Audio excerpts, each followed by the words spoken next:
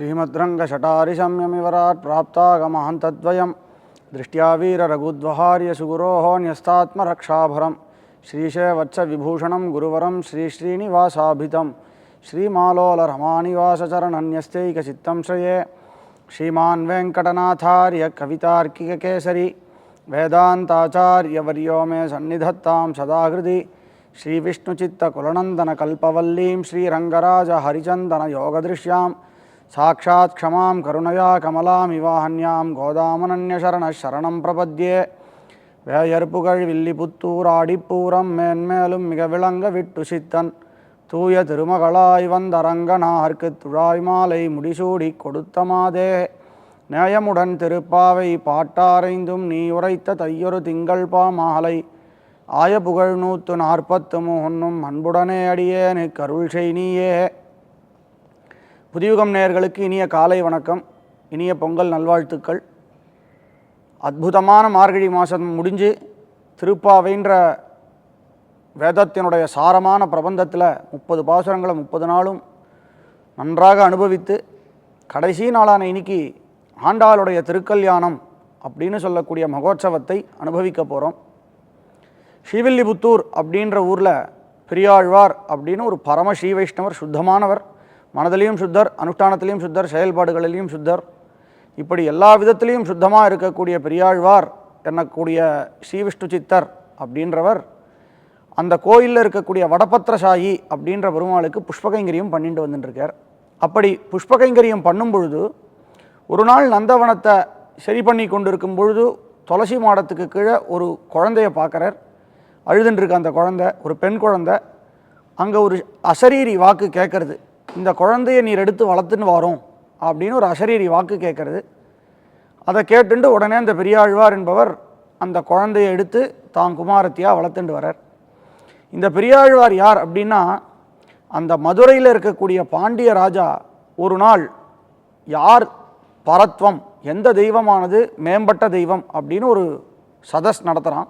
அந்த சதஸில் இந்த பெரியாழ்வாரும் பங்கேற்றுண்டு எல்லாரை காட்டிலும் உயர்ந்த தெய்வம் ஸ்ரீமன் நாராயணன் தான் அப்படின்னு மேம்பட்ட வஸ்துவை நிர்ணயம் பண்ணார்.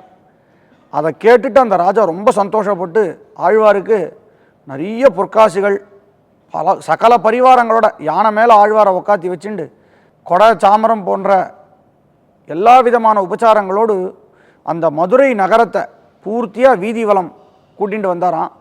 இப்படி பெருமாள் தன்னுடைய அடியாருக்கு இவ்வளோ ஒரு கௌரவம் நடக்கிறதுன்னு பார்க்குறதுக்காக வானத்திலேருந்து கருட வாகனத்தில் வந்தாராம். ஸ்ரீதேவி பூமி தேவியோட பெருமாள் கருட வாகனத்தில் கீழே ஆழ்வார் யானையில் பவனி வரார், மேலே வானத்தில் பெருமாள் வரார். தான் அடியாருடைய இந்த கௌரவத்தை ரசிக்கிறார் பெருமாள். இதை பார்த்த உடனே ஆழ்வார் அந்த பெருமாளுக்கு பல்லாண்டு பல்லாண்டு பல்லாயிரத்தாண்டுன்னு பாடுறார். அப்படி வந்தது தான் பல்லாண்டு. அப்போ பாடும்பொழுது பிராட்டிக்கு பல்லாண்டு, உனக்கும் எனக்கும் இருக்கிற சம்பந்தத்துக்கு பல்லாண்டு, உன்னுடைய அழகுக்கு பல்லாண்டுன்னு பெருமாளுக்கு பல்லாண்டு பாடின்னு வந்திருக்கிற ஆழ்வார். அப்படிப்பட்ட பெருமாளே கொண்டாடப்பட்ட ஆழ்வாருக்கு குமாரத்தியா நம்ம ஆண்டாள் அவதரிச்சா. ஆடி மாதம் பூர நட்சத்திரம் ஆண்டாளுடைய அவதார தினம்.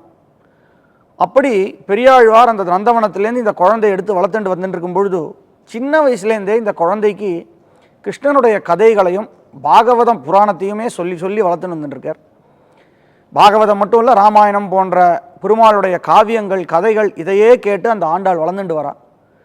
ஒரு குறிப்பிட்ட காலம், அதாவது பருவ காலத்துக்கு வருவதுக்கு முன்னாடி ஆண்டாளுக்கு கல்யாண ஆசை வருது. அப்போ என்ன பண்ணுறா, இந்த பெரியாழ்வார் தினமும் பெருமாளுக்கு பூமாலை சூடி கொண்டு போய் வடபத்திரசாயிக்கு சாத்தின்னு வந்துட்டுருக்கார். ஒரு நாள் இந்த ஆழ்வார் இல்லாத பொழுது ஆற்றுல அந்த மாலை எப்படி இருக்குது பார்க்கணும்னு அதை தான் சூடிண்டு கண்ணாடியில் அழகு பார்க்குறான். அப்பா வரது தெரிஞ்சுட்டு உடனே அந்த மாலையை அவுத்து வச்சுடுறா. ஆழ்வாருக்கும் அது தெரியாமல் அதே மாதிரி ஆண்டாள் சூடின மாலையை கொண்டு போய் பெருமாளுக்கு சாத்தின்ட்டுருக்கார். பெருமாள் சந்தோஷமாக அதை ஏற்றுன்ட்ருக்கார். ஒரு நாள் இந்த காரியத்தை பெரியாழ்வார் கவனிச்சுடுறார். இப்படி பெருமாளுக்குன்னு எடுத்து வச்சிருக்கிற மாலையை போட்டு அபச்சாரம் பண்ணிட்டியே, இனிமேல் நான் என்ன பண்ணுவேன், பெருமாள் கைங்கரியத்தில் ஒரு தோஷம் வந்துடுத்தே அப்படின்னு பெரியாழ்வார் கஷ்டப்படுறார். அதனால் மறுபடியும் வேற ஒரு மாலையை கட்டி அந்த மாலையை கொண்டு போய் பெருமாளுக்கு கொண்டு போய் சமர்ப்பிக்கிறார். பெருமாள் அதை ஏற்றுக்க மாட்டேன்ட்டார். ஆழ்வாரே, உம்ம குழந்தை எந்த மாலையை சூடி கொடுத்தாலும் அந்த மாலையை கொண்டு வரோம், அதுதான் எனக்கு உகப்பு, இந்த மாலை எனக்கு வேண்டாம்னு சொல்லி ஆண்டாள் சூடி கொடுத்த மாலை தான் வேணும்னு பெருமாள் கேட்டுன்றதுனால இந்த ஆண்டாளுக்கு சூடி கொடுத்த நாச்சியார் அப்படின்னு ஒரு திருநாமம் கிடச்சிது. அணிலேருந்து பெருமாளுக்கு ஆழ்வார் ஆண்டாள் எந்த மாலையை சூடி கொடுக்குறாரோ அதை தான் கொண்டு போய் பெருமாளுக்கு சாத்தி அழகு பார்த்து நின்றார். குறிப்பிட்ட கல்யாண காலம் வர நேரத்தில் வேதத்தில் சொல்லியிருக்கு, பெண்கள் பருவமடைகிறதுக்கு முன்னாடி கல்யாணம் பண்ணிடணும்னு வேதம் சொல்லியிருக்கு. அதனால் அந்த காலம் வருது, ஆண்டாளுக்கும் தன்னுடைய அங்கங்களில் மாறுதல்கள்லாம் ஏற்படுறது.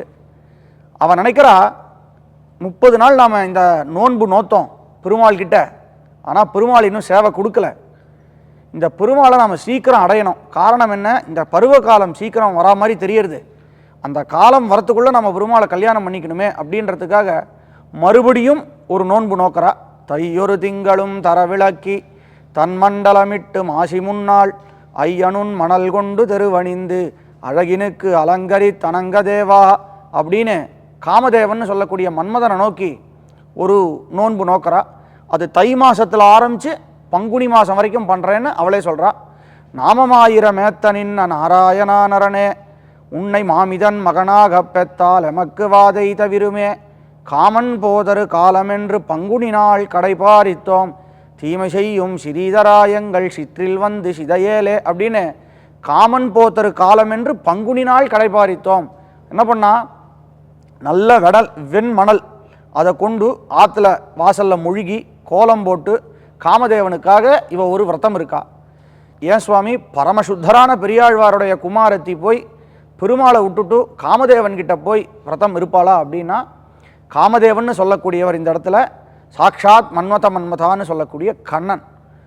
அதனால் கண்ணனை நோக்கி தான் மறுபடியும் இந்த ஆண்டாள் நோன்பு இருக்கா. அது தை மாதத்துலேருந்து பங்குனி மாதம் வரைக்கும் இருக்கா. அப்போது அவள் பிரார்த்திக்கிறா, அப்பா நாங்கள் இந்த வெள்ளை மணலை கொண்டு குட்டி குட்டியாக வீடு மாதிரி செஞ்சுட்டு இருக்கோம்.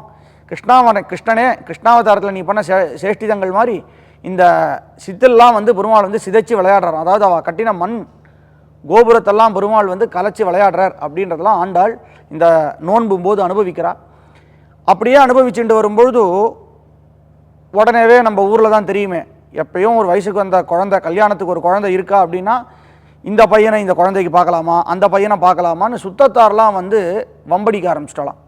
அப்போ ஆண்டாள் சொல்கிறாலாம், என்ன பெருமாளை தவிர வேற ஒருத்தனுக்கு பார்க்கலாம்னு நினச்சாலே இவளுடைய கற்பு போயிடுமா. அப்படி ஒரு சுத்தமாக ஆண்டாளுக்கு. அதான் சொல்கிறா, யாகத்துக்காக வச்சிருக்கக்கூடிய ஒரு அரிசி சாதத்தை, யாகத்துக்காக வச்சிருக்கக்கூடிய ஒரு சாதத்தை அந்த யாக வேள்விக்குள்ளே புகுந்து ஒரு நரி வந்து மோந்துட்டு போயிட்டுன்னா, அந்த நரி வந்து மோந்துட்டு போயிடுத்துன்னா அந்த சாதமானது எப்படி யாகத்துக்கு பயன்படாதோ அந்த மாதிரி இந்த கல்யாணத்துக்கு இருக்கக்கூடிய பெண்ணை பெருமாளை தவிர வேற ஒருத்தனுக்கு பார்க்கலாமா அப்படின்னு சுத்தத்தார் கேட்டால் கூட இவளுடைய கற்பானது போயிடுறதான். அந்த மாதிரி நரி வந்து மோப்பம் பிடிக்கிற மாதிரி தன்னை வேற ஒரு ஆணுக்கு வரன் பார்க்கறதே தன்னுடைய சுத்தத்துக்கு குறைவு ஏற்பட்டுடும் அப்படின்னு ஆண்டாளுடைய திருவள்ளமா அதுதான் சொல்கிறா. மானிடவர்க்கென்று பேச்சுப்படில், நான் மனுஷனுக்காக கிடையவே கிடையாது, வேற யாருக்காக, வேங்கடவர்க்கு என்னை விதிக்கத்தியே, எம்பெருமான் திருவேங்கடவனுக்காகத்தான் நான் இருக்கேன்னு ஆண்டாள் சொல்கிறா. அப்படி பருவ காலத்தில் வந்த உடனே பெரியாழ்வாரும் என்னடா இவளுக்கு கல்யாண காலம் வந்துடுத்து, இன்னும் பண்ணலையே, வரன் பார்க்கணுமே அப்படின்னு தேடின்னு இருக்கார். இவளுடைய கிருஷ்ண பக்தியும் ஆழ்வாருக்கு நன்னா தெரியும். ஏன்னா இவர் சொல்லி கொடுத்து தான் அவள் அந்த கிருஷ்ண பக்தியில் வளர்றா. அதனால் பெருமாளை நோக்கி இவள் காதல் கொண்டு இருக்காரு. இவளுக்கு எப்படி கல்யாணம் பண்ணுறது, இந்த பெருமாள் எப்போ வந்து இவளை கூட்டின்னு போவார்னு ஆழ்வாருக்கு ஒரே வருத்தமாக இவ ஒவ்வொரு பெருமாளாக ஆசைப்படுறா. முதல் பெருமாள் திருமாலிருஞ்சோலைன்னு சொல்லக்கூடிய கள்ளழகர். அந்த பெருமாளை நோக்கி இவ ஆசைப்படுறா. சிந்துர செம்படி போல் திருமாலிரும் சோலையெங்கும் இந்திர கோபங்களே எழுந்தும் பறந்திட்டனவாள் அப்படின்னு ஆண்டாளுடைய 2வது பிரபந்தமான நாச்சியார் திருமொழி அப்படின்றதுல பிரதானமாக 3 பெருமாளுக்கு ஆண்டாள் மங்களாசாசனம் பண்ணுறான். ஒன்று திருமாலிருஞ்சோலை கள்ளழகர், இன்னொன்று திருப்பதின்னு சொல்லக்கூடிய திருமலையில் இருக்கக்கூடிய வேங்கடவன், 3வது ஸ்ரீரங்கம்னு சொல்லக்கூடிய திருவரங்கத்தில் இருக்கக்கூடிய ரங்கநாதன். இவா 3 பேருக்குத்தான் ஆண்டாள் தனியாக 10 பதிகமாக பாட்டாக பாடியிருக்கா. அதில் முதல் 10 பாட்டு இந்த திருமாலிருஞ்சோலை கள்ளழகர். பெரியாழ்வாருக்கு தான் குழந்தைக்கு மாப்பிள்ளை பார்க்கணுன்னு பார்த்துட்டு இருக்கும் பொழுது அந்த மாப்பிள்ளைக்குள்ள குலம் என்ன, அந்த மாப்பிள்ளைக்குள்ள யோக்கியதை என்ன, அவங்ககிட்ட இருக்கிற சொத்து என்ன, பூர்வீகம் என்னன்றதெல்லாம் என்றைக்குமே பொண்ணு கொடுக்குறவா பிள்ளை இடத்துல பார்ப்பா. பிள்ளையாத்துலேயும் பொண்ணாத்துல எப்படி இருக்கான்றதெல்லாம் பார்ப்பா. அப்போது ஆண்டாள் கிட்ட இவர் கேட்குறார். ஆண்டாளும் பெருமாளை சொல்லின்னு இருக்கா. இந்திர கோபங்களே எழுந்தும் பரந்திட்டனவால் மந்தரம் நாட்டியன்னு மதுரக்குழும் சாறு கொண்ட சுந்தரத்தோளுடையான். அந்த திருமாலிருஞ்சோலை மலையில் எப்பயுமே இந்திரனுடைய கோபங்கள்லாம் வந்து சுற்றிகிட்டே இருக்கான். அதனால் வந்து தான் கல்யாணம் பண்ணி கொடுக்க போகிற ஆற்றுல ஒரு சூழல் சரியில்லைன்னா அந்த பொண்ணு எப்படி போய் எங்கள் நன்னா இருப்பா அப்படின்னு பெரியாழ்வாருக்கு கவலையாம். அதனால் அதாவது திருமாலிருஞ்சோலை கள்ளழகர் வேண்டான்னு சொல்கிறதுக்கு முதல் காரணமாக பெரியாழ்வார் அந்த திருமாலிருஞ்சோலை மலையில் எப்போ பாரு இந்திர கோபங்கள் இருக்குது, அதனால் இந்த இடமானது என் பொண்ணுக்கு சரி வராது. மேலும் சொல்கிறா, ஐம்பெரும் பாதகருகால் எம்பெருமானுடைய நிறம் உங்களுக்கு என் செய்வதே, போர்க்களிறு பொறும் மாலிரும் சோலையம் பூம்புறவில் தார்கொடி முல்லைகளும் தவள நகை காட்டுகின்ற அப்படின்னு சொல்கிறா. அதாவது அந்த திருமாலிருஞ்சோலை மலையில் இருக்கக்கூடிய புஷ்பங்கள்லாம் இந்த ஆண்டாளை பார்த்து பரிகாசம் பண்ணுறதான். அதனால் இந்த கல்யாணம் பண்ணி கொடுக்க போகிற பொண்ணு போகக்கூடிய ஆற்றுல இருக்கக்கூடிய உறவினர்கள்லாம் இந்த பொண்ணை ஏளனம் செஞ்சால் இந்த பொண்ணால் எப்படி நிம்மதியாக இருக்க முடியும்? அதனால் ஆழ்வார் நினைக்கிறாராம், திருமாலிருஞ்சோலை பெருமாளும் என் பொண்ணுக்கு சரி வர மாட்டா. காரணம் என்ன? அந்த புக்காத்தில் இருக்கக்கூடிய உறவினர்கள்லாம் என் பொண்ணை ரொம்ப ஏளனம் பண்ணுறா. நம்ம சாதாரணமாக இந்த காலத்தில் கலாய்க்கிறதுன்னு ஒரு வார்த்தை உபயோகிக்கிறோம். அது கலாய்க்கிறதுன்றது சுத்தமான தமிழ் வார்த்தை. அது எப்படின்னா கிலாய்க்க அப்படின்னு அர்த்தம். கிலாய்க்கிறதுன்றது தான் இன்றைக்கி மருவி கலாய்க்கிறது அப்படின்னு ஆயிடுது. கிலாய்க்கிறதுனா கிண்டல் செய்கிறது, கேலி செய்கிறதுன்னு அர்த்தம். இதை பெரியவர்கள் தங்களுடைய திவ்ய பிரபந்த உரைகளில் நன்னாவே உபயோகப்படுத்தியிருக்கா. ஆக இந்த மாதிரி பல காரணங்களை சொல்லி ஆண்டாளுக்கு திருமாலிருஞ்சோலை அழகர் சரி வர மாட்டார் அப்படின்னு பெரியாழ்வார் அபிப்பிராயப்படுறார். இந்த திருமாலிருஞ்சோலை பெருமாளை பற்றி ஆண்டாள் பாடும் பொழுது, கோங்கலரும் பொழில் மாலிரும் சோலையில் கொன்னைகள் மேல் தூங்கு பொன் மாலைகளோடு உடனாய் நின்று தூங்குகின்றேன், பூங்கொள் திருமுகத்து மடுத்தூதிய சங்கொலியும் சார்ங்கவில் நானொலியும் தலைப்பெய்வதெஞ்ஞான்னுகலோ அப்படின்னு ஒரு அழகான பாசுரம் விண்ணப்பிக்கிறார். கோங்கு புஷ்பம்னு ஒரு பூ. அந்த பூ என்ன அர்த்தம்? அந்த திருமாலிருஞ்சோலை மலையில் நிறைய கொட்டி கிடக்கும்.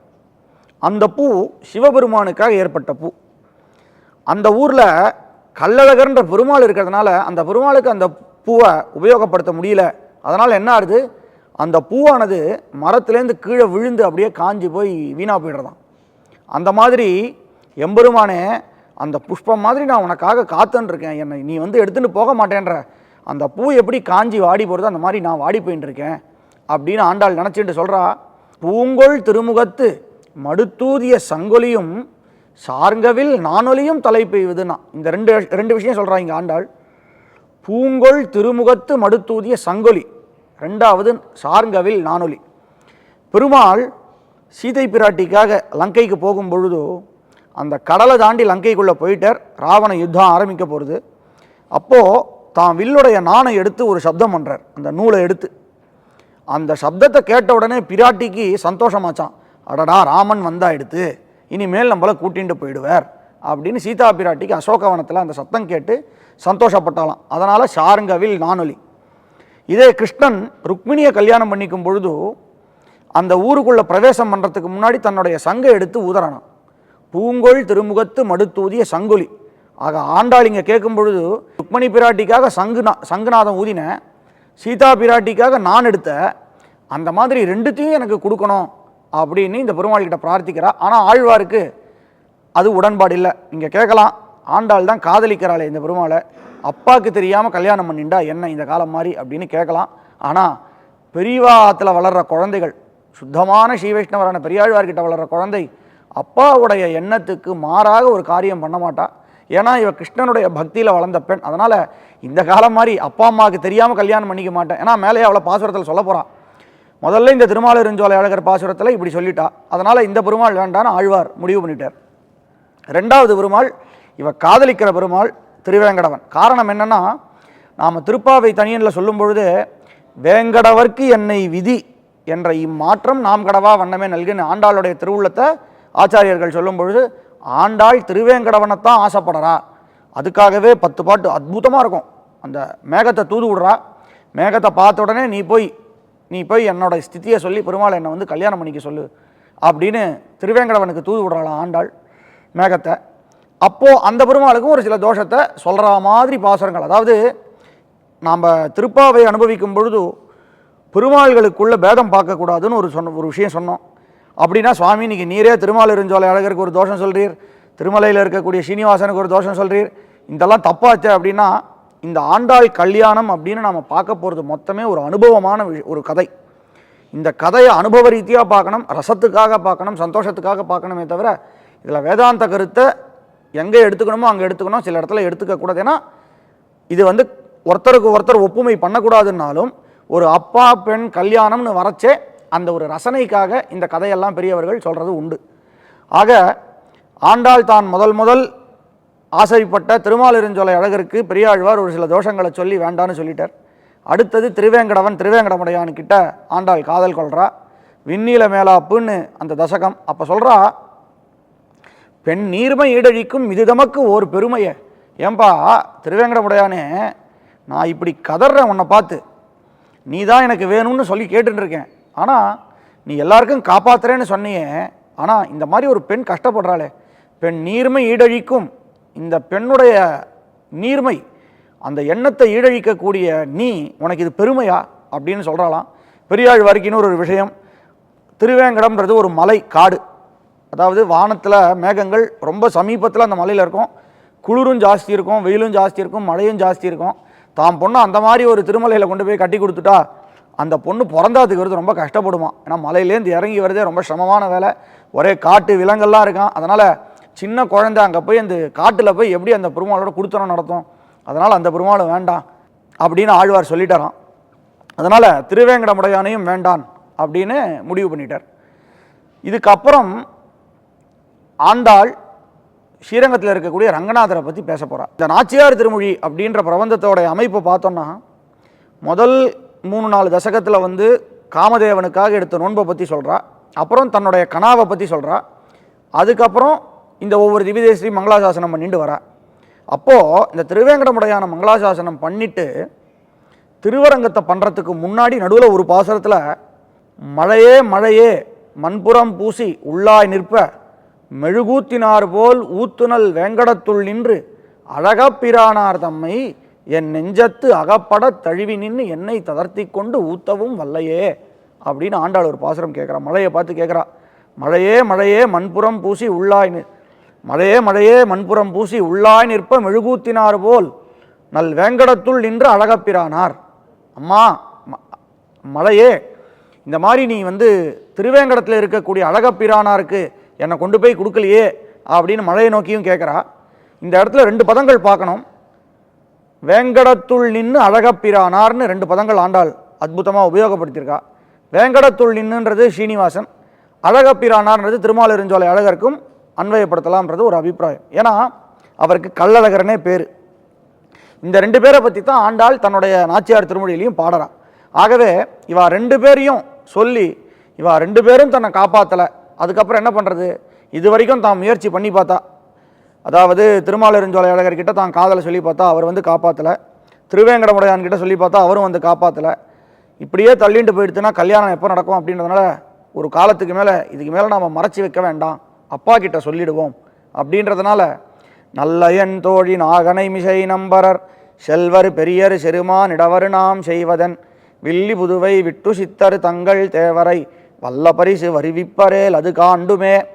இந்த பாசுரம் வந்து நாச்சியார் திருமொழியில் ஒரு தனிப்பட்ட பாசுரம். காரணம் என்னென்னா இதில் தாம் பேரை ஆண்டாள் சொல்லவே இல்லை. கோதைன்ற வார்த்தையை ஒரு இடத்துல கூட இந்த பாசுரத்தில் ஆண்டாள் சொல்லலை. விட்டு சித்தர் தங்கள் தேவரை பரிசு வருவிப்பரேல், அதனால் தன்னுடைய பிரயத்தனம் ஏற்படலைன்றதுனால ஒரு காலத்துக்கு மேலே அந்த காதலை அப்பா கிட்ட சொல்கிறது தான் நல்லது அப்படின்றதுனால ஆண்டாள் அப்பா கிட்ட தன்னுடைய காதலை சொல்கிறா. அதை தான் முன்னிட்டு ஆழ்வார் ஆச்சாரியால் முன்னிட்டு போகணும்னு சொல்கிறோமே. ஆண்டாள் பெருமாளை அடையிறதுக்கு தன்னுடைய ஆச்சாரியனான பெரியாழ்வார்கிட்ட விண்ணப்பம் செஞ்சு அந்த பெரியாழ்வார் மூலமாக இனிமேல் திருவரங்கன் கிட்ட போக போகிறா. அதனால தான் இதுக்கப்புறம் தான் ஆழ்வாருக்கு தன்னுடைய பெண் காதல் தெரியறது. அதுக்கப்புறம் ஆண்டாளுடைய பாசுரங்களை கொண்டே முன்னாடி சொன்ன மாதிரி இந்த பெருமாள் வேண்டாம் அந்த பெருமாள் வேண்டான்னு ஆழ்வார் முடிவு பண்ணுறார். இப்போ அடுத்தது இந்த 2 பெருமாளுக்கு இவ்வளோ குறைபாடுகளை சொன்னோமே, திருவரங்கனுக்கு என்ன குறை இருக்குது? பொதுவாக நாம் இன்றைக்கி சொல்லும் பொழுது அந்த திருவரங்கன் தான் எல்லா பெருமாளுக்கும் காட்டிலும் மூலபூதமாக இருக்கிறன்றதெல்லாம் பெரியவர்களுடைய அனுபவம். அந்த பெருமாளுக்கு ரங்கநாதன் அழகிய மணவாளன்னு பேர். அந்த பெருமாளை பற்றி இவ ஆரம்பிக்கும் பொழுது தாமுகக்கும் தம் கையில் சங்கமே போலாவோ யாமுகக்கும் என் கையில் சங்கமுமேந்திழையீர் தீமுகத்து நாகனை மேல் சேரும் திருவரங்கர் ஆமுகத்தை நோக்காரால் அம்மனே அம்மனே. அம்மா திருவரங்கர் என் முகத்தை பார்க்க மாட்டாரா அப்படின்னு சொல்லி கேட்குறா. அதுக்கப்புறம் இந்த பெருமாளை வர்ணிக்கிறா. குழலழகர் வாயழகர் கொப்பூழில் எழு கமலப்பூவழகர் எம்மானார் அப்படின்னு பெருமாளுடைய அழகை ஆண்டாள் பாடுறா. பெருமாளுக்கு கேசம் குழலழகர், திருமுடி நன்னா அழகாக இருக்கான், வாய் அழகாக இருக்கான், கண் அழகாக இருக்கான். அந்த பெருமாளுடைய வயிற்றுலேருந்து வந்து அந்த பத்மம், தாமரையில் பிரம்மா வளர்றாரு, அந்த பத்மம் அழகாக இருக்கான் அப்படின்னு கீழே பெருமாளுக்கெல்லாம் ஏதோ ஒரு தோஷத்தை சொன்ன ஆண்டாள் இந்த பெருமாளை இப்படி வர்ணிக்கிறா. மேலே சொல்கிறா, சரி ஆழ்வார் முதல்ல என்னென்ன காரணம்லாம் பார்த்தார், தான் இருக்கக்கூடிய இடம் என்னன்னு பார்த்தார். அதாவது தான் பொண்ணை கல்யாணம் பண்ணி கொடுக்கக்கூடிய இடம் எப்படி இருக்குன்னு பார்த்தார். அதனால் இந்த இடமானது என்னாச்சு, பூலோக வைகுண்டமாச்சு ஸ்ரீரங்கம். அதனால் இடம் சரியாக வந்துடுத்து. அந்த பெருமாள் அழகுக்கு குறைவே இல்லை. குழலழகர் வாயழகர் கண்ணழகர்னு அந்த பெருமாளுடைய அழகுக்கு குறைவில்லை. ஆண்டாலும் அப்படியே பாடின்னு வந்திருக்கா. அதனால் அழகுக்கு குறைவில்லை. அடுத்தது பெருமாளுடைய சொத்து. கல்யாணம் பண்ணிக்கக்கூடிய ஆற்றுல அந்த கிரகத்தில் அவள் பெரிய தனவானாக இருக்கணும் இல்லையோ, அப்படிப்பட்ட இடத்துல தானே பொண்ணை கல்யாணம் பண்ணி கொடுப்போம். பெருமாளுக்கு என்ன சொத்துனா செங்கோலுடைய திருவரங்க செல்வனார். புவனியும் விண்ணுலகும் சோராமே ஆள்கின்ற பெருமாள் யார்? இந்த பூலோகம் மட்டும் இல்லாமல் ஸ்ரீவைகுண்டத்தையும் ஆளக்கூடிய செங்கோலுடைய திருவரங்க செல்வனார். ஆகவே பெருமாளுக்கு சொத்து இருக்குது, பெருமாளுக்கு அழகு இருக்குது, பெருமாள் காப்பாற்றுவார்ன்ற எண்ணம் இருக்குது. காப்பாற்றுவார்ன்ற எண்ணம் எப்படி தெரியறதுன்னா, ஆண்டாளே தான் பாசுரத்தில் சொல்கிறார், பெண்ணாளன் பேணுமூர். இந்த ரங்கநாதனானவன் பெண்ணாளனா. சரி, இப்போ ஆண்டாள் ரங்கநாதர்கிட்ட காதல் கொள்றா அப்படின்றத பார்த்தோம் இல்லையோ, உடனேவே எனக்குமே இந்த காதலர்கள் கூட அவளுடைய தோழர்களும் தோழிகளும் இருப்பா. பாதி அனர்த்தங்கள் இந்த தோழர்களாலையும் தோழிகளாலையும் தான் நடக்கும். அவளே ஒழுங்காக இருந்தாலே அந்த காதலானது வெற்றி பெற்றுடும். ஆனால் இந்த தோழர்கள் இதை பண்ணு அதை பண்ணுன்னு இவா கூட இருந்து கருத்து சொல்கிறேன்ற பேரில் அவளுக்குள்ள சண்டையை மூட்டி விடுறது தான் ஜாஸ்தி. இது அனுபவத்தில் இனி வரைக்கும் எல்லா ராத்துலேயும் நடக்கிறது, எல்லா காதல்லையும் நடக்கிறது. அப்படி ஆண்டாள் அந்த பெருமாளை காதலிக்கிறாளாம். உடனேவே ஆண்டாளுடைய தோழிகள்லாம் அந்த ஆண்டாள் கிட்ட பரியாசம் பண்ணுறாளாம், ஏமா உனக்கு கிடைக்கிறதுக்கு ஆளாக கிடைக்கல, போயும் போய் அந்த கிழவனையாக கல்யாணம் பண்ணிப்ப. அவர் என்ன பண்ணிட்டு இருக்கார், நாகேஷய சுதனுபக்ஷி ரதக்கதந்தே ஜாதஸ்வயம் வரபதி புருஷ புராணா அப்படின்னு நிகமாந்த மகாதேசிகன் அப்படி ஒரு அற்புதமான கற்பனை கொடுக்குறார். அதாவது சந்தர்ஷயந்தி பரிகாச கிரசகினாம், சகிகள், அதாவது ஆண்டாளுடைய சகிகள், தோழிகளுடைய கூட்டமானது ஆண்டாள் கிட்ட சொல்கிறாளாம், ஏம்மா நீ போய் ரங்கநாதனை போய் காதலிக்கிறியே, அந்த பெருமாள் கிழவன் எப்போ பாரு பாம்புலையே படுத்துன்னு இருக்கான், ஏதாவது வேணும்னா தனியாக நடந்து வரத்துக்கு சக்தி கிடையாது, உடனேவே கருடனை கொண்டு வான்னு சொல்லிட்டு கருடனில் உக்காந்துட்டு வரான். அதெல்லாம் சரி, அவன் யார் அப்படின்னா வரபதி புருஷா புராணானா பழையது அப்படின்னு அர்த்தம். ரொம்ப பழைய ஆளுமா அவன், கிருத்தயுகத்து பெருமாள், சத்தியலோகத்தில் பிரம்மா ஆராதனை பண்ணிட்ட பெருமாள், அவருக்கு ஆயுசு என்னன்னே சொல்ல முடியாது, அப்படிப்பட்ட கிழவனை போய் நீ காதலிக்கிறியே அப்படின்னா அவளுடைய தோழிகள்லாம் ஆண்டாள் கிட்ட பரியாசம் பண்ணுறாளாம். என்னத்தான் பரியாசம் பண்ணாலும் காதல் முத்திடுத்து அப்படின்னா அந்த பரியாசத்தெல்லாம் காதில் வாங்கிக்க மாட்டாங்க காதலர்கள். அந்த மாதிரி ஆண்டாளும், இன்னொன்று இது அனுபவம் தானே, அதனால் ஆண்டாள் அதை பெருசாக எடுத்துக்காம மேலும் அந்த திருவரங்க செல்வனாரை பற்றி பாட்டு பாடுறா. கண்ணாலம் கோடித்து கன்னிதன்னை கைப்பிடிப்பான் தின்னார்ந்திருந்த சிசுபாலன் தேசழிந்து அண்ணாந்திருக்கவே ஆங்க வளை கைப்பிடித்த பெண்ணாளன் பேணுமூர் பேரும் அரங்கமே. அதாவது பெருமாளுக்கு சொத்து இருக்குன்னு பார்த்தா எடுத்து, பெருமாளுக்கு அழகு இருக்குன்னு பார்த்தா எடுத்து, அந்த பெருமாள்கிட்ட தாம் பண்ண கல்யாணம் பண்ணி கொடுத்தா காப்பாற்றக்கூடிய சாமர்த்தியம் இருக்கான்றதையும் ஒரு அப்பாவாக இருக்கிறவன் பார்க்கணும். அந்த பையனுக்கு வருமானம் போடல, அவனே கஷ்டப்படுறவன் இருந்தால் எப்படி தான் குழந்தைய வச்சு காப்பாற்றுவான்? அதனால் அந்த பையனுக்கு இந்த பெண்ணை கட்டி காப்பாற்றக்கூடிய சாமர்த்தியம் இருக்கான்னு பெருமாள்கிட்ட ஆழ்வார் பரீட்சை பண்ணுறாராம். அதுக்கு ஒரு கதை சொல்கிறான். பெண்ணாளன் பேணுமூர். ஏன் இவன் பெண்ணாளன்னா, கிருஷ்ணனாக இருக்கக்கூடிய ரங்கநாதன் தான் கிருஷ்ணன். அப்படி தான் எல்லா ஆழ்வாரும் மங்களாசாசனம். கண்ணனை அரங்கமாலை அப்படின்னு தொண்டரடிப்புடி ஆழ்வாரும் மங்களாசாசனம். திருப்பானாழ்வாரும் ஆலமா மரத்தினலை மேல் ஒரு பாலகனாய் ரங்கநாதனை கண்ணனாவே பார்த்துருக்கா. இனி வரைக்கும் பராசர பட்டர் முதலிய பெரியவர்கள்லாம் அனுபவிக்கும் பொழுது ரங்கநாதர் இடத்துல இனிக்கும் அந்த வெண்ணெய் வாசனை தெரியும் அப்படின்னு பராசர பட்டருடைய அனுபவம். ஆகவே ரங்கநாதன் என்பவன் கண்ணன்றது சித்தமாச்சு. அந்த கண்ணன் என்ன பண்ணார், 16,000 பெண்களை கல்யாணம் பண்ணிட்டார். 16,000 தேவிமார் பார்த்திருப்ப மதுவாயில் கொண்டார் போல் மாதவன் தன்வாயமுதம். அதாவது சங்க பார்த்து ஆண்டாள் கேட்குறா, 16,000 பெண்கள் மனைவிமார்கள் கண்ணனோட இருக்கா, அத்தனை பேர் பார்த்துட்டு இருக்கும் பொழுது கண்ணன் உன்னை எடுத்து தான் வாயில் வச்சு ஊதினான்னா இந்த 16,000 பேரும் அந்த வாயமுதத்தை உண்ணணும்னு காத்துன்னு இருக்கா. அவளுக்கு அந்த கஷ்டத்தை கொடுக்கணுன்றதுக்காகவே நீ எடுத்து இந்த சங்கு போய் நீ வாயில் வச்சுட்டு பெருமாள் வாயை அனுபவிக்கிறியே. இந்த பெருமாளுடைய வாயை இந்த 16,000 மனைவிமார்களும் அனுபவிக்கணுமே, அதே மாதிரி நானும் அனுபவிக்கணுமே, அதனால் நீ பண்ணுறது நியாயமான சங்க குறித்து ஆண்டாள் கேட்குறா. அப்படி பெருமாள் 16,000 மனைவிமார்களோட துவாரகையில் கிரகஸ்தாசிரமத்தை நடத்துறத நாரத மகரிஷி அற்புதமாக பாகவதத்தில் அனுபவிக்கிறதெல்லாம் புராணங்கள் இருக்குது. அதனால் இந்த 16,000 பேரை கட்டி சாமர்த்தியமாக வாழ்க்கை நடத்தக்கூடியவன் ரங்கநாதன். அப்படின்னா நீங்கள் கேட்கலாம், ஆழ்வார் எல்லாருமே தான் பொண்ணை முதல் தாரமாக தானே கட்டி கொடுக்கணும்னு ஆசைப்படுவா, ஆழ்வார் ஏன் இத்தனை பெண்கள் இருக்கும்போது தாம் பெண்ணி அங்கேயே கொடுக்கணும்னு ஆசைப்படுறா அப்படின்னா, ஆழ்வாருடைய திருவுள்ளம் எங்கே கொடுத்தாலும் அது கடைசியாக நம்பெருமாள் ரங்கநாதன் கிட்ட தான் போகுன்றதுனால இந்த லோகத்தில் இருக்கக்கூடிய எல்லா ஜீவர்களும் ஸ்திரீ பிராயம், அதாவது பெண்கள் மாதிரி, எம்பெருமான் ஒருவனே புருஷன் மாதிரி அப்படின்னு வேதம் சொல்கிறது. அதனால் அந்த பெருமாளுக்கு கொடுக்கறதுனால தோஷம் கிடையாது அப்படின்னு ஆழ்வார் ரங்கநாதனுக்கு அந்த பெண்ணை கொடுக்கணும் அப்படின்னு முடிவு பண்ணுறார். அதே நேரத்தில் ரங்கநாதனும் ஆழ்வாருடைய ஸ்வப்னத்தில் இந்த நாள் நீர் உமது பொண்ணை என்னுடைய கர்ப்பகிரகத்துக்கு கூட்டிட்டு வாரும் அப்படின்னு சொப்பனத்தில் ஆழ்வாருக்கு நியமிக்கிறார். அதே நியமனத்தை அந்த கோயில் நிர்வாகக்காலுக்கும் பெருமாள் நியமிக்கிறார். உடனே ஆழ்வார் ஆண்டாளை இங்கேருந்து ஸ்ரீரங்கத்துக்கு கூட்டிட்டு போய் பெருமாள்கிட்ட கொண்டு போய் சேர்க்கிறா. பெருமாள் என்ன பண்ணுறார், ஆண்டாள் நேராக கர்ப்பகிரகத்துக்குள்ளே போய் பெருமாளோட போய் அந்தர்தானம் ஆகிடுறார். அதனால் அந்தர்தானம்னா உள்ளடங்கிடுறார் அப்படின்னு அர்த்தம். உள்ளடங்கிறதுனா பெருமாளும் ஆண்டாளும் ஒன்றாயிட்டாளான்னா ஒரே தத்துவம் ஆயிட்டாளா அப்படின்னு கிடையாது.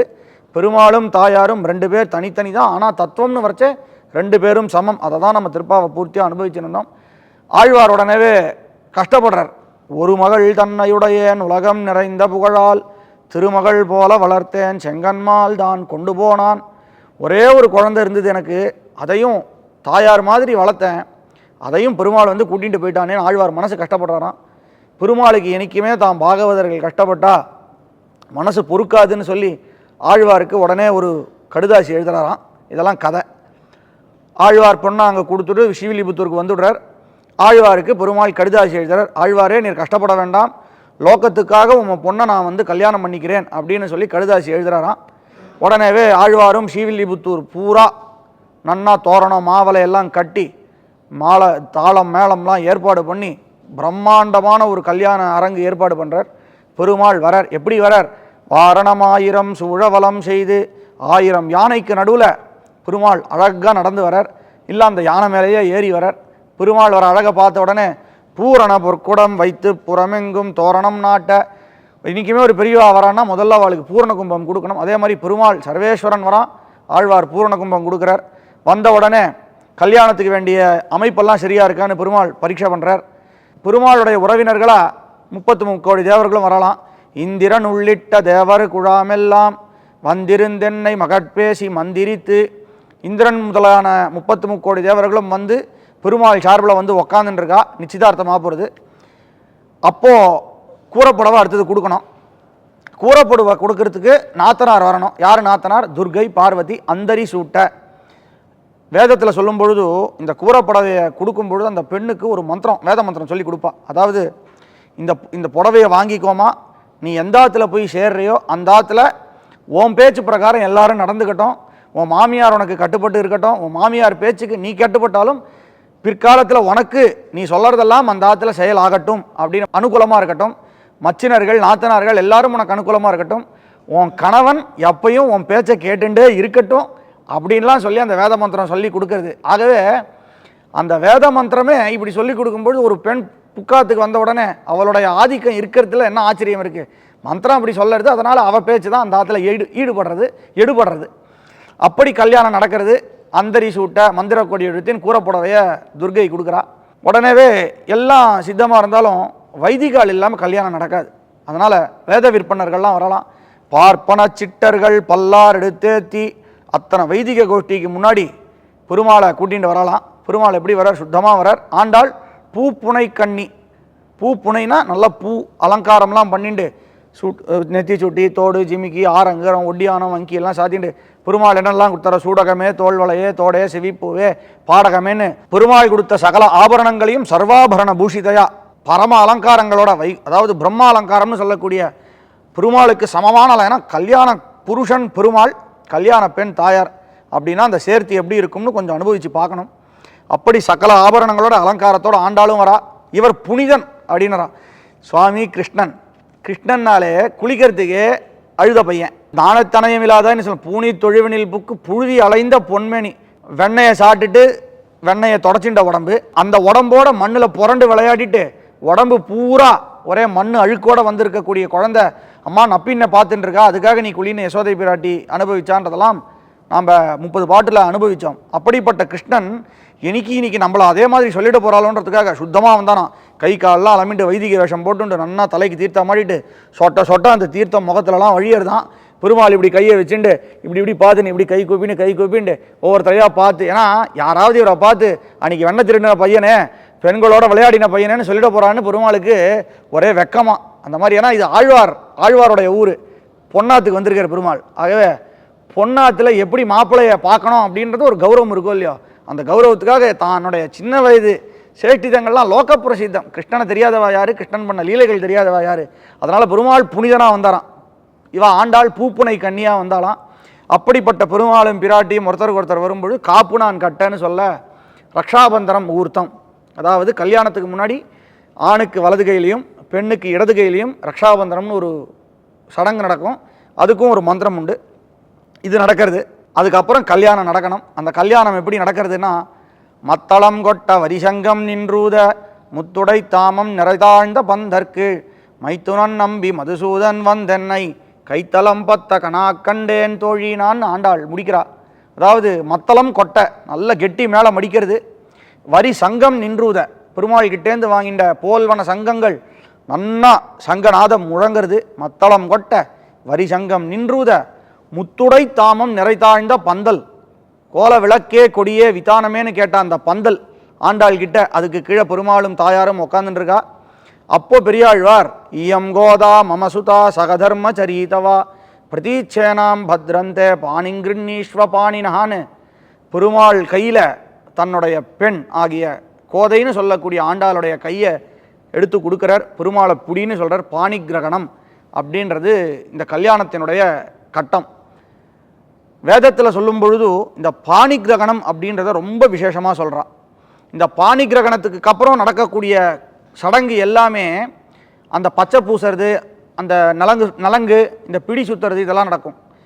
இந்த பாணி கிரகணம்ன்றது தான் வேதோக்தமாக சொல்லப்பட்ட கல்யாணத்துக்கான சடங்கு. அப்படின்னா இன்றைக்கி திருமாங்கல்ய தாரணம் நடக்கிறதே அப்படின்னா அது பெரியவாளுடைய அனுஷ்டானத்தால் அந்த தாலி கட்டுறதுன்றது ஒரு வழக்கம் இருக்குது. அந்த மந்திரமும் அற்புதமாக இருக்கும். என்ன மந்திரம்னா, அம்மா இந்த இந்த வரன் சொல்கிறான், என்னுடைய ஜீவனத்தினுடைய காரணமாக இந்த கயிறை உனது கழுத்தில் நான் கட்டுகிறேன். அதாவது கல்யாணம்ன்றது எதுக்காக அப்படின்னா தர்ம வழியில் நடக்கிறதுக்காகவும் குழந்தை பெறுவதற்காகவும் மட்டும்தான் கல்யாணம். காரணம் என்னென்னா, தர்மம் நிலைச்சி வாழணும்னா சந்ததி வளரணும். சந்ததி வளர்ந்தால் தான் அந்த தர்மமானது நிலைக்கும். அதனால தான் கல்யாணம் நடக்கிறது. ஆனால் இனி காலத்துக்கு நம்ம பண்ணிக்கிற கல்யாணம் எல்லாமே ஒரு ஆடம்பரத்துக்காகவும் தன்னுடைய பெருமையை பேசிக்கொள்வதற்காகவும் தான் நடக்கிறதே தவிர, வேதோக்தமான கல்யாணம்னு பார்த்தோம்னா தர்ம வழியில் நடக்கிறதுக்காகத்தான் கல்யாணமா. அதை தான் இந்த ஸ்லோகத்தில் சொல்கிறார். ஸ்ரீமத் ராமாயணத்தில் வரைச்சே ஜனக மகாராஜன் சீதையை ராமனுக்கு கல்யாணம் பண்ணி கொடுக்குறார். இயம் சீதா, இந்த சீதையானவள் அப்படின்னு முதல்ல சீதையை காமிச்சு பெருமாள் கிட்ட காமிக்கிறாராம். பெருமாள் தலை குனிஞ்சுட்டு இருக்காராம், பார்க்கலையாம். யார்? ராமன். மமசுதா, என்னுடைய பெண் அப்படின்னாராம். அப்பையும் பெருமாள் பார்க்கல. ஏன்னா ஜனக மகாராஜான்றவர் பெரிய பக்தி யோக நிஷ்டர், பரம பக்தி யோகர். நிறைய யாக யஜ்யங்கள் பண்ணி பெருமாள் தான் எல்லாம்னு பக்தி யோகம் பண்ணக்கூடிய மகான். அப்படிப்பட்டவருடைய பெண்ணுன்னு சொன்னாலும் பெருமாள் பார்க்கலையாம். என்னடா அது, ராமனுக்கு கல்யாணம் பண்ணி கொடுக்கலான்னு முடிவு பண்ணி இந்த பொண்ணையும் கொண்டு வச்சுட்டோம், ராமன் பார்க்கவே மாட்டேன்டானே, ராமனுக்கு கல்யாணத்தில் இஷ்டம் இல்லையா அப்படின்னா அடுத்த பதத்தை ஜனக மகாராஜா உபயோகப்படுத்துகிறாராம். இயம் சீதா மம சுதா சஹ தர்மச்சரீதவா, உன்னுடைய தர்மத்துக்கு எப்பொழுதும் துணை இருப்பவள் அப்படின்னு அவட்டு தான் பெருமாள் அப்படி சீத்தையை எடுத்து தலை நிமிந்து பார்த்தாராம். இது வால்மீகி ராமாயணத்தில் இருக்கக்கூடிய ஸ்லோகம். ஆகவே தர்ம வழியில் நடக்கிறதுக்காகத்தான் மனைவி. காரணம் என்னென்னா, அந்த மனைவி இல்லைன்னா இந்த கணவனால் எந்த ஒரு கர்மாவும் பண்ணறதுக்கு அருகதை கிடையாது. இதுதான் வேதம் சொல்கிறது. நாம் இன்னைக்கு பெண்களுக்கு சுதந்திரம் இல்லை, பெண்களுக்கு முக்கியத்துவம் இல்லைன்னு சொல்கிறது எல்லாமே இந்த காலத்தில் இருக்கக்கூடிய அர்த்தமறியாத முட்டாள்கள் சொல்லக்கூடிய வார்த்தைகள். வேதத்தில் பெண்களுக்கு கொடுத்துருக்கக்கூடிய ஸ்தானமானது ரொம்ப ரொம்ப உயர்த்தியான ஸ்தானம். இல்லாட்டி ஒரு வேத மந்திரம், அம்மா நீ போகக்கூடிய ஆற்றுல உன் பேச்சு எப்பயும் நிலச்சி நிற்கட்டும், அங்கே இருக்கக்கூடிய உறவினர்கள் எல்லாரும் உன் வார்த்தையே கேட்டு இருக்கட்டும், அந்த கணவன் உனக்கு உன் மனசு மாறாமல் எப்பயும் இருக்கட்டும்னு சொல்கிறதுனா, அந்த வேதமானது இந்த பெண்களுக்கு எவ்வளவு பெரிய ஸ்தானத்தை கொடுத்துருக்கு. அதை புரிஞ்சிக்காம இன்னைக்கு என்னென்னமோ பேசின்னு இருக்கா. அப்படிப்பட்ட தர்மச்சரீத்தவான், தர்மத்துக்காக நடக்கக்கூடிய கல்யாணம். அதே மாதிரி பெரியாழ்வார் ஆண்டாளாகிய கோதாவை இயம் கோதா மமசுதா சக தர்மச்சரீத்தவான் பெருமாளுக்கு கல்யாணம் பண்ணி கொடுக்குறார். இந்த ஆண்டாள் கல்யாணமானது கேட்குறவாளுக்கும் சொல்கிறவாளுக்கும் சகலவித புண்ணியங்களும் சந்தோஷங்களும் க்ஷேமங்களும் கிடைக்கும்ன்றது பெரியவர்களுடைய அனுபவம். அப்படிப்பட்ட ஆண்டாள் திருக்கல்யாணத்தை இன்னைக்கு கேட்கக்கூடிய பாக்கியம் உங்களுக்கும் எனக்கும் கிடச்சிது. இதோட இந்த பாவையின் திருப்பாவை அப்படின்ற தொகுப்பவும் முடியறது. ஆண்டாளும் ரங்கமன்னாரும் ஸ்ரீனிவாசனும் எல்லா ஆழ்வார் ஆச்சாரியர்களும் நம்ம எல்லாரையும் இந்த லோகத்தையும் காக்கட்டும் அப்படின்னு பிரார்த்தித்து கொண்டு அமைகிறேன். கோபிராமணேபிய சுபமஸ்து நித்யம். லோகா சமஸ்தா சுகினோ பவந்து. சதமகமனீலாச்சாரு கல்லாரஹஸ்தா ஸ்தனபர நமிதா அங்கீ சாந்திர வாத்சல்ய சிந்து அழக விநீதாபிஸ்ரக்பிரா கிருஷ்ணநாதா விலசது கிருதிகோதா விஷ்ணு சித்தாத்மஜானஹ கமலமுடன் வில்லிபுத்தூர் விளங்க வந்தாள் வாழியே. காராரண துழாய் காண தவதரித்தாள் வாழியே. விமலமாம் திருவாடி பூரத்தாள் வாழியே. விட்டுஜித்தன் வளர்த்தெடுத்த இளங்கிழையால் வாழியே. அமல திருப்பாவை ஐயார் அளித்தருள்வாள் வாழியே. ஆகனூ தென்னைந்து முன்னுரைத்தாள் வாழியே. அமுதனாம் அரங்கனுக்கே மாலையிட்டாள் வாழியே. ஆண்டாள்தம் வினையடிகள் அனவரதம் வாழியே. கவிதார்க்கிக சிம்மாய கல்யாண குணசாலினே ஸ்ரீமதே வெங்கடேஷாய வேதாந்த குரவே நமஹ. ஸ்ரீமதே ஸ்ரீனிவாச மகாதேசிகாய நமஹ.